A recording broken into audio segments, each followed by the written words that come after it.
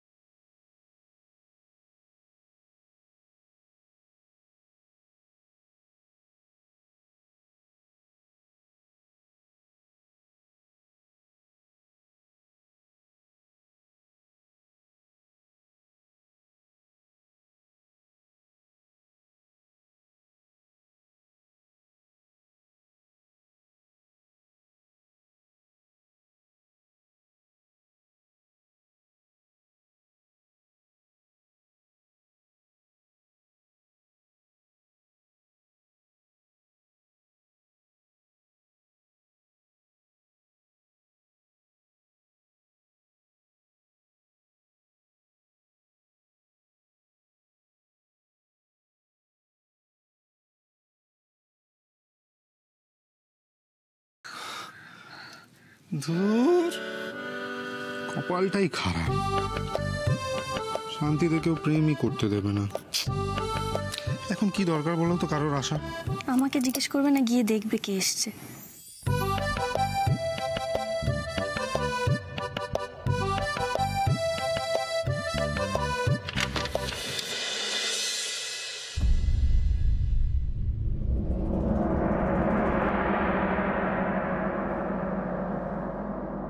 কাকুমণি, তুমি? কিছু হয়েছে?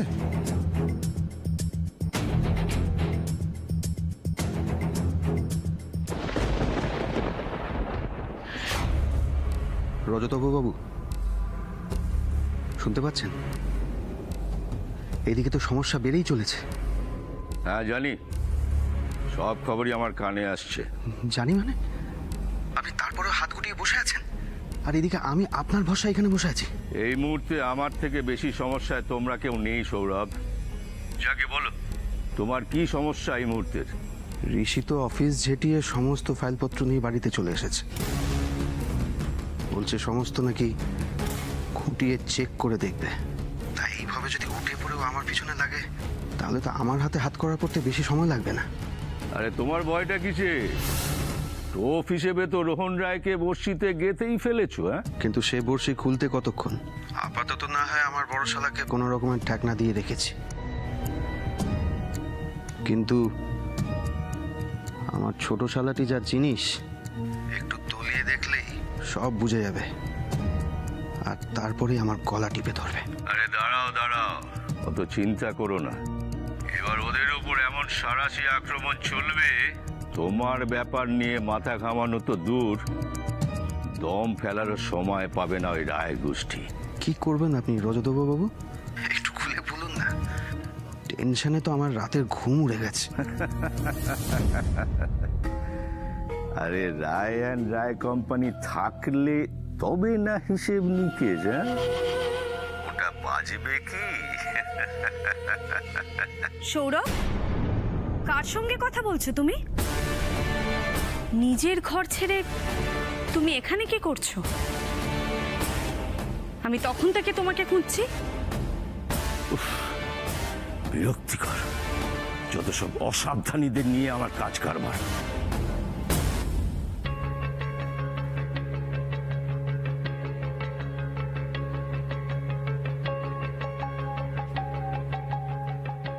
হ্যালো সনাতন, রেডি হয় না, একবার বসাকের বাড়ি যেতে হবে। গোবিন্দ বসাক।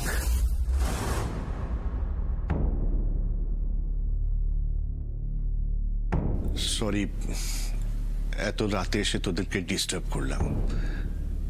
আসলে একটা খুব জরুরি কথা ছিল, ভাবলাম এখনই বলে নিলে ভালো হয়।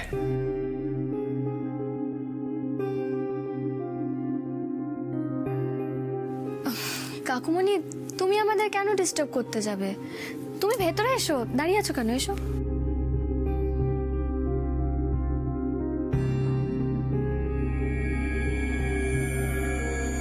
কালকের ব্যাপারটা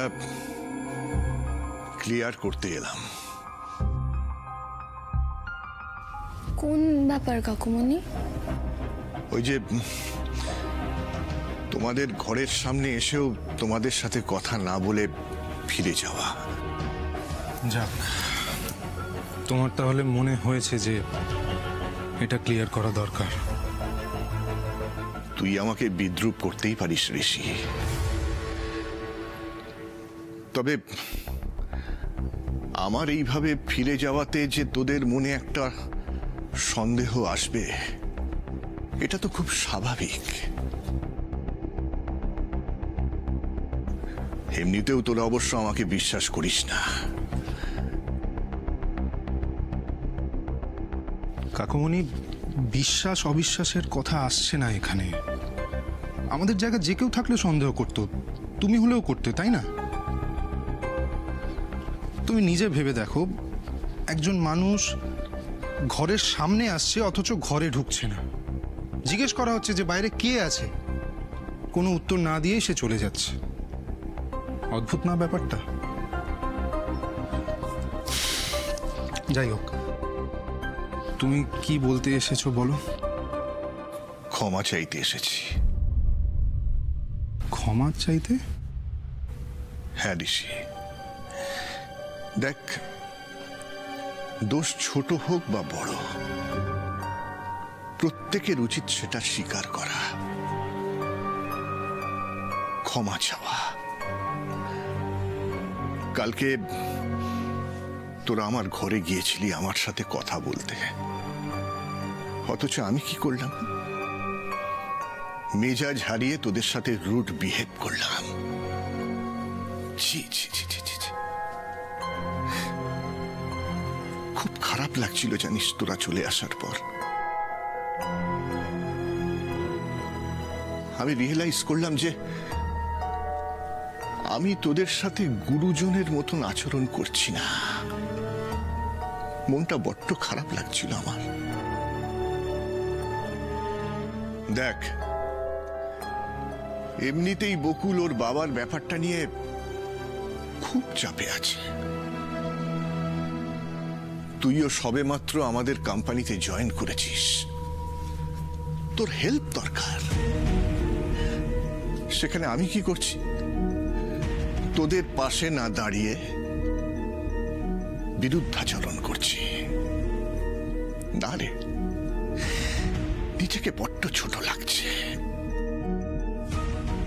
তাই মাথাটা ঠান্ডা হওয়ার পর তোদের কাকিমণির সঙ্গেও আমার এই ব্যাপারে আলোচনা হয়েছে।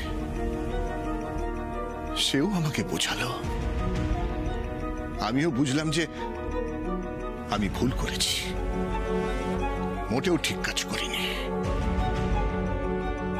দেখ, তোরা বড় হয়েছিস, কিন্তু আমার কাছে তো তোরা এখনো সেই ছোটই আছিস। মনটা খুব ছটপট করছিল জানিস। অনেক পুরনো কথা মনে পড়ছিল।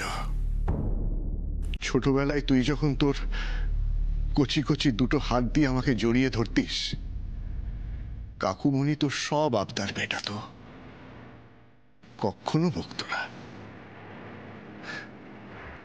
সেগুলোই মনে পড়ছিল।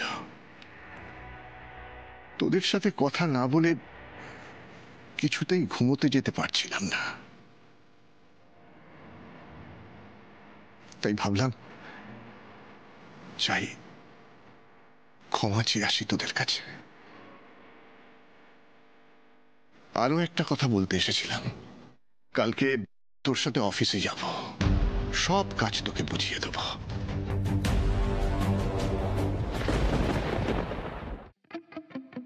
বকুল, তোমাকেও আমি একটা কথা বলতে চাই। শুধু ঋষি বা এ বাড়ির অন্যরা নয়, তোমার বাবার খুনিকে খুঁজে বার করে তাকে উপযুক্ত শাস্তি দেওয়ার জন্য আমিও আছি তোমার সঙ্গে, থাকবো।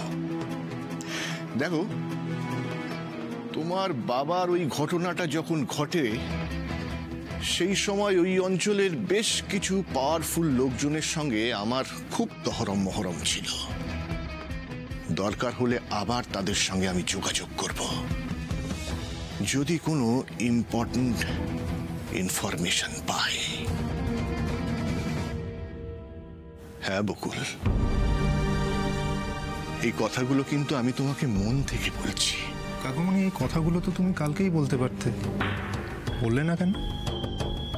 আসলে আমি যখন তোদের ঘরের সামনে এসেছিলাম, তখন তোরা কোনো জরুরি বিষয়ে আলোচনা করছিলি, তো সেটাকে থামিয়ে দিয়ে এতগুলো কথা বলতে না আমার কোথায় একটা সংকোচ হলো। ভাবলাম ঠিক আছে, আজ থাক, পরে কখনো বলে নেব। দেখ ঋষি, তোর কাকুমণি একটু বদমেজাজি হতে পারে, কিন্তু মানুষটা খুব একটা খারাপ নয় রে। তোদেরকে খুব ভালোবাসে, বিশ্বাস কর। আমার এসার থেকে তোদেরকে কম কিছু ভাবি না। তাই তোরা যদি আমাকে ভুল বুঝিস, আমি খুব কষ্ট পাবো রে।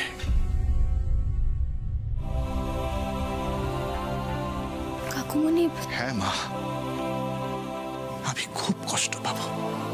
এভাবে বলো না গো কাকুমণি, বিশ্বাস করো আমরা তোমাকে কোনোভাবে কষ্ট দিতে চাই না।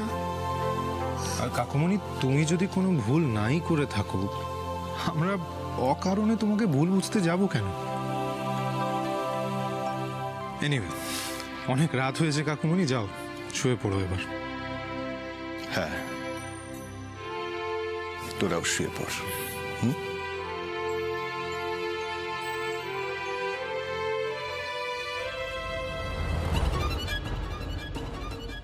বকুল,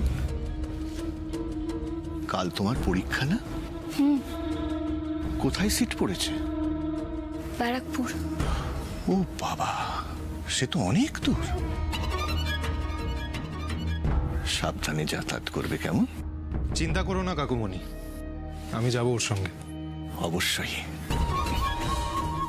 আসলাম। Good night. Good night.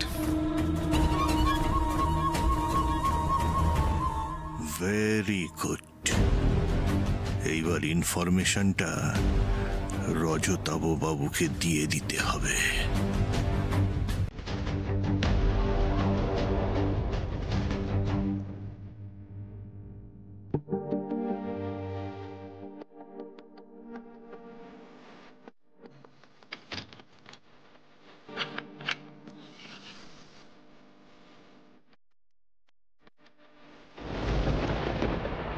চুপ করে আছো কেন? উত্তর দাও। কার সঙ্গে কথা বলছিলে তুমি? কেন? তুমি জেনে কি করবে? তোমার ভাইয়াকে কি বলবে? বাজে কথা বলো না তো। যেটা জানতে চাইছি তার উত্তর দাও। কার সঙ্গে কি প্ল্যান করছিলে তুমি? জেরা করছো আমাকে? হ্যাঁ, জানো না তুমি আমি কি অবস্থায় আছি? তোমার আদরের ভাইয়া তোমার ঘাড়ে চেপে বসেছে। এখনো যদি নিজেকে বাঁচানোর রাস্তা না খুঁজে বার করি, তাহলে আমাকে এই বাড়ি ছাড়তে হবে, আর সঙ্গে তোমাকেও। সেটা কিন্তু তুমি ভুলে যাও না। যেটা তুমি বাঁচার রাস্তা ভাবছো, সেটাই না আমাদের গলার ফাঁস হয়ে যায় সৌরভ। এই জ্ঞান শুনতে আমার একদম অসহ্য লাগছে রোশনি। তোমার অসহ্য লাগলেও আমি বলবোই সৌরভ। তোমার এই অসৎ কাজে যে তোমাকে সাহায্য করছে, সে নিজেও নিশ্চয়ই একজন অসৎ লোক।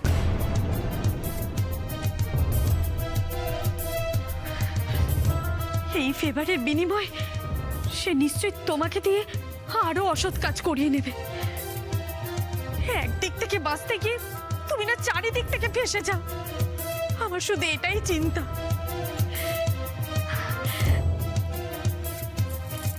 দেখো সৌরভ, তুমি অন্য কারোর কথা নাই ভাবো, আমাদের ছেলের ভবিষ্যতের কথা একটু ভাবো। কিভাবে? হ্যাঁ, গলায় গামছা জড়িয়ে তোমার ভাইয়ার সামনে হাত জোর করে মাথা নত করে আমি বলবো যে আমি চুরি করেছি। আর কার জন্য চুরি করেছিলাম? তোমার ইচ্ছে পূরণ করার জন্য আমি চুরি করেছিলাম। দামি দামি গয়না, শাড়ি, এটা ওটা, তখন মনে ছিল না? একটা কথা পরিষ্কার মনে রাখো রোশনি, আমি যদি ডুবি আমি কিন্তু সঙ্গে তোমাকে নিয়েও ডুববো।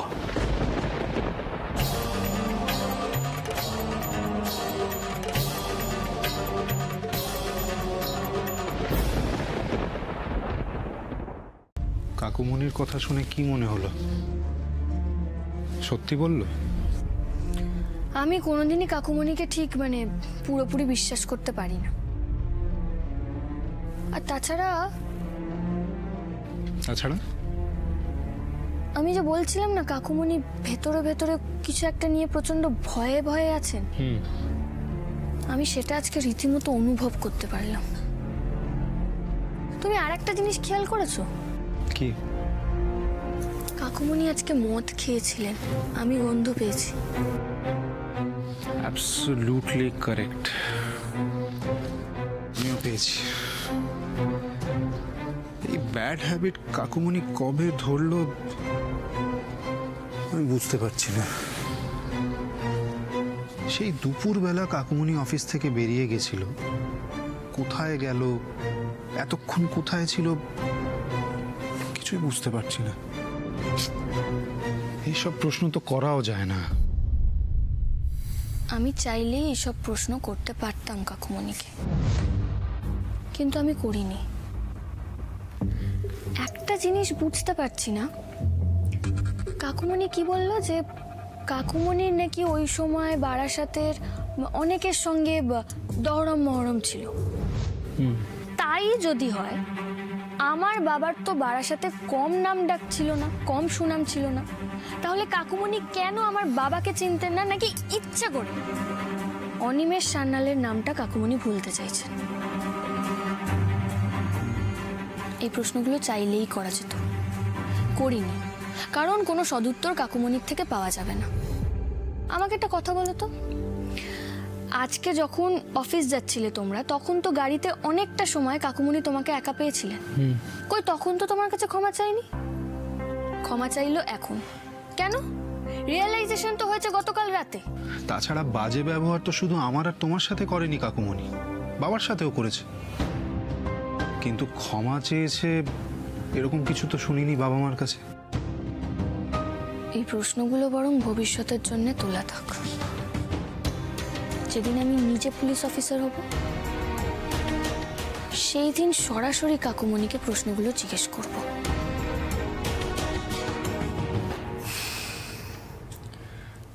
যাই হোক, পুলিশ অফিসার হতে গেলে আমার আপাতত পড়াশোনায় মন দেওয়া উচিত।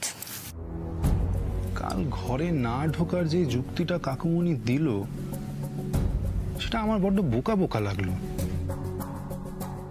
দরজা খোলা ছিল আমাদের, আমরা সেরকম কোনো পার্সোনাল কাজও করছিলাম না, যার জন্য কাকুমণি সংকোচ হবে আমাদের ঘরে ঢুকতে। তার থেকে তো অনেক বেশি পার্সোনাল। এগুলো না সব কাকুমণির ওই বোকা বোকা এক্সকিউজ। আমি একটা কথা বুঝতে পারি না, কেন যে কাকুমণি আমার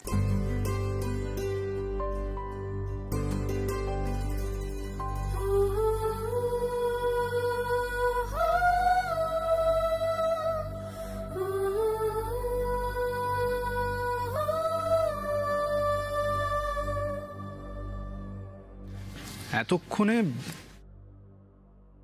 তবুও কিছু একটা হলো।